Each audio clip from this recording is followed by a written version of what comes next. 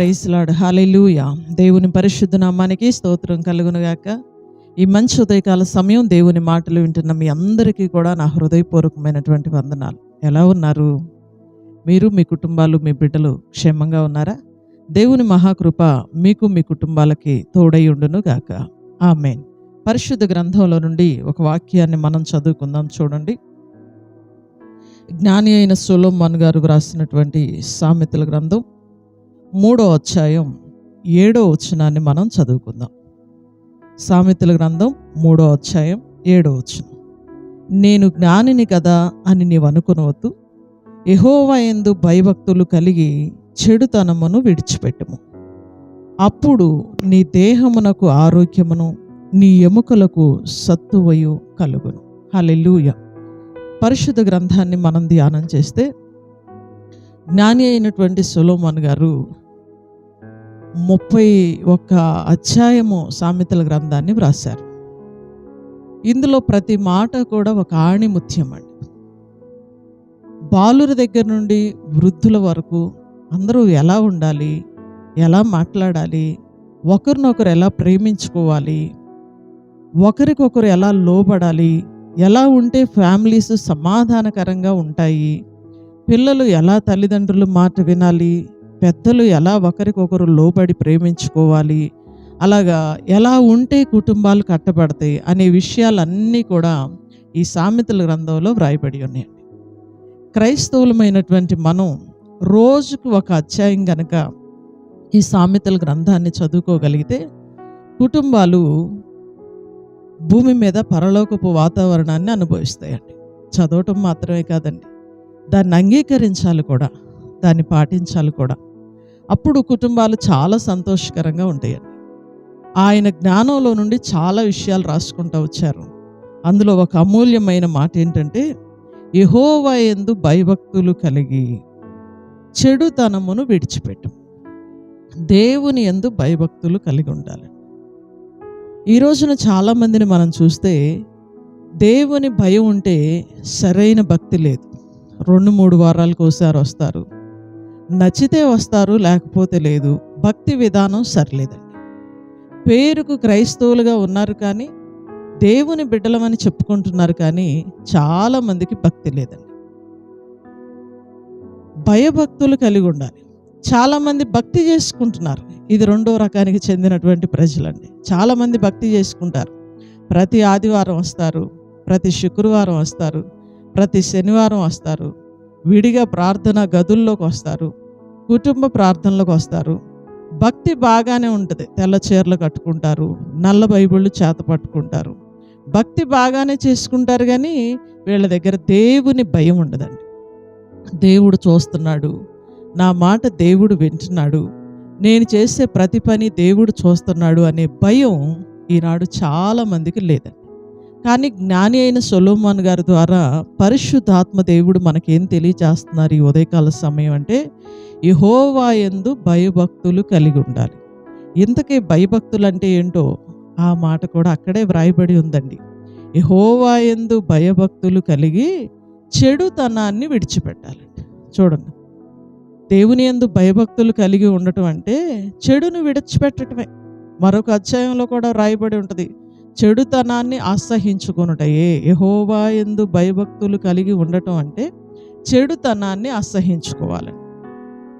పాడు పనులు చేయకూడదు, నోటితో దుర్భాషలు ఆడకూడదు, చేయకూడని కార్యాలు చేయకూడదు. ఈరోజు క్రైస్తవులు అని చెప్పుకుంటూ ప్రార్థనకు వస్తూ చెడు చెడే, పాపం పాపమే, పేరుకి క్రైస్తవులుగా, నామక క్రైస్తవులుగా ఎంతోమంది ఉన్నారండి. ఇంతకీ చెడుతనాన్ని విడిచిపెట్టి దేవుని యందు భయభక్తులు కలిగి ఉంటే ఏం జరిగిద్దో తెలుసండి. ఈ ఉదయకాల సమయం 2 మాటలు నేను మీకు తెలియజేస్తాను బైబిల్ గ్రంథంలో నుండి. ఆ కింద వచనంలోనే మనం చదివాం, 8వ వచనంలో. అప్పుడు నీ దేహమునకు ఆరోగ్యమును, ఎప్పుడు యెహోవా యందు భయభక్తులు కలిగి చెడుతనాన్ని నువ్వు అసహించుకున్నప్పుడు. దేవుని యందు భయం కలిగి ఉండాలి, భక్తి సరిగా చేసుకోవాలి, చెడుతనాన్ని కూడా అసహించుకోవాలి. ఈ 3 నువ్వు చేసినప్పుడు అప్పుడు నీకేం జరిగిద్దంటే నీ దేహానికి ఆరోగ్యం వచ్చింది, నీ ఎముకలకి సత్తు వచ్చింది. చూడండి, యెహోవా యందు భయభక్తులు కలిగి చెడుతనాన్ని గనక నువ్వు అసహించుకోగలిగితే నీ దేహానికి ఆరోగ్యం వచ్చింది. ఈరోజు చాలామంది దేవుని పిల్లలు కూడా రోగగ్రస్తులుగా అయిపోవటానికి కారణం, చాలామంది అండి, అందరూ కాదు, చాలామంది రోగగ్రస్తులుగా అయిపోవటానికి కారణం ఏంటంటే దేవుని యందు భయం లేకపోవటం అండి, భక్తి లేకపోవటం. భయభక్తులు ఉన్నాయి కానీ చెడును అసహించుకోలేకపోవటం. చెడు చెడే, పాపం పాపమే, చేయాల్సిన కార్యాలు చేయటమే, కానీ ప్రార్థనకు మాత్రం వస్తారండి. వీళ్ళని బట్టి దేవుని నామం ఎంతో అవమానకరంగా ఉంటుంది. అనారోగ్యంగా మారిపోతున్నారు. చెడును విడిచిపెట్టకపోవటాన్ని బట్టి దేహం అంతా కూడా కొట్టబడుతుందండి. బైబిల్ చెప్తుంది, నువ్వు ఎప్పుడైతే భయభక్తులు కలిగి చెడుతనాన్ని అసహించుకుంటావో నీ దేహానికి ఆరోగ్యం దేవుడిస్తాడు. ఈ ఉదయకాల సమయం దేవుని మాటలు వింటున్న ప్రియ సహోదరుడా, అనారోగ్యంతో నువ్వు బాధపడుతున్నావా? నీకు ఆరోగ్యం కావాలంటే దేవుని యందు భయభక్తులు కలిగి చెడుతనాన్ని అసహించుకో. రెండో మాటను కూడా నేను మీకు తెలియజేస్తాను. చూడండి, 111వ కీర్తన, పరిశుద్ధ గ్రంథంలో నుండి 111వ కీర్తన 5వ వచనం. యెహోవా యందు భయభక్తులు గలవారికి ఆయన ఆహారం ఇచ్చి ఉన్నాడు, ఆయన నిత్యము తన నిబంధన జ్ఞాపకము చేసుకొనును. హల్లెలూయా. పరిశుద్ధ గ్రంథంలో కీర్తనకారుడు కూడా ఒక అమూల్యమైన విషయాన్ని తెలియజేస్తూ ఉన్నారు. ఏంటి అంటే, యెహోవా యందు భయభక్తులు కలిగిన వారికి ఆయన ఆహారం ఇస్తారు. చూడండి, జ్ఞాని అయిన సొలొమోను గారి ద్వారా దేవుడు చెప్పాడు, యెహోవా యందు భయభక్తులు కలిగి చెడుతనాన్ని అసహించుకుంటే ఆయన ఆరోగ్యం ఇస్తాడట. అప్పుడు ఆయన మీకు ఆరోగ్యాన్ని అనుగ్రహిస్తాడు. కీర్తనకారుడు అంటున్నాడు, యెహోవా యందు భయభక్తులు గల వారికి ఆయన ఆహారం ఇస్తాడు. చూడండి, కరువులోనికి రానివ్వడు, దారిద్రతలోనికి రానివ్వడు, ఇబ్బందిలోకి దేవుడు నెట్టడు, సమృద్ధైన ఆహారాన్ని ఇస్తాడు. ఎప్పుడు నీకు సమృద్ధైన ఆహారం దేవుడు ఇస్తాడంటే, ఎప్పుడైతే యెహోవా యందు భయభక్తులు కలిగి చెడుతనాన్ని నువ్వు అసహించుకుంటావో అప్పుడు మంచి ఆహారాన్ని దేవుడు నీకు ఇస్తాడు. రెండు విషయాలు మనం ధ్యానం చేశాం. దేవుని యందు భయభక్తులు గల వారికి ఆయన ఆరోగ్యం ఇస్తాడు. దేవుని యందు భయభక్తులు కలిగి చెడును అసహించుకున్న వారికి ఆహారం పెడతాడండి. ఈ ఉదయకాల సమయం కరువులో, దారిద్రతలో, అనారోగ్యంతో నువ్వు పీడించబడుతున్నావా? నీకు విడుదల కావాలి అంటే యేసయ్య దగ్గరికి రా. ఆయన యందు భయభక్తులు కలిగి ఉండు. చెడుతనాన్ని అసహించుకో. నేను నిన్ను నమ్ముతానయ్యా, నాకు మంచి ఆరోగ్యం ఇవ్వని అడుగు. ఎప్పుడైతే నువ్వు ఆ పదం అడిగి ప్రభు పాదాల దగ్గరికి వస్తావో, దేవుని యందు భయభక్తులు కలిగి జీవిస్తావో తప్పకుండా దేవుడు నీకు ఆరోగ్యం ఇస్తాడు. మా 25 సంవత్సరాల సేవా పరిచర్యలో ఎంతోమంది హెచ్ఐవితో బాధపడుతున్న వాళ్ళని దేవుడు బాగు చేశాడు. ఎంతోమంది క్యాన్సర్తో బాధపడుతున్న వాళ్ళని దేవుడు బాగు చేశాడు. దెయ్యపు శక్తులతో పీడించబడుతున్న వారికి దేవుడు విడుదలిచ్చాడు. వారు చెడును అసహించుకున్నారు, దేవుని యందు భయభక్తులు కలిగి మందిరంలోనికి వచ్చారు, ప్రార్థన చేశాం. కృపగలిగినటువంటి దేవుడు తన వాగ్దానాన్ని నెరవేర్చి వారందరినీ కూడా బాగు చేశాడు. ఈ ఉదయకాల సమయం చెప్పకూడని జబ్బులతో నువ్వు పీడించబడుతున్నావా? అయితే యేసు దగ్గరకు నువ్వు వస్తే, ఆయన యందు భయభక్తులు కలిగి చెడును నువ్వు విడిచిపెట్టగలిగితే ఆయన నీకు ఆరోగ్యం ఇస్తాడు, సమృద్ధైన ఆహారం ఇస్తాడు. God bless you. దేవుడు నిన్ను దీవించునుగాక. ఆమేన్. ప్రార్థన చేసుకుందాం. సకల ఆశీర్వాదములకు కారణభూతుడైన మా తండ్రి, మీ ఘనమైన శ్రేష్టమైన నామానికి వందనాలు, స్తుతులు, స్తోత్రాలు చెల్లిస్తూ ఉన్నాం. ఈ మంచి ఉదయకాల సమయం అమూల్యమైనటువంటి నీ మాటల ద్వారా మీరు మాతో మాట్లాడినందుకు వందనాలు.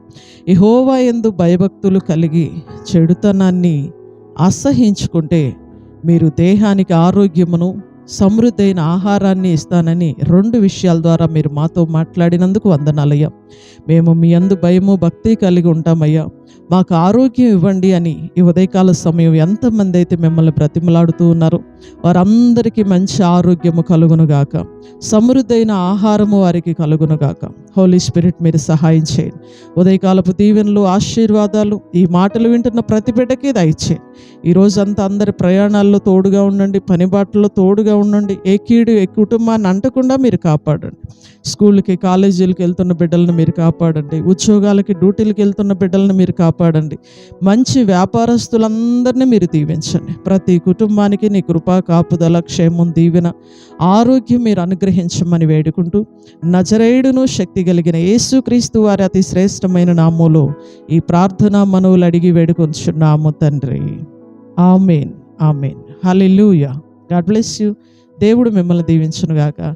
అందరికీ వందనాలు. తిరిగి రేపు ఉదయకాల సమయం ఇదే సమయానికి మరలా మనం కలుసుకుందాం. దేవుని మహాకృప మీ అందరికీ తోడై ఉండును గాక. ఆమేన్. Praise lord.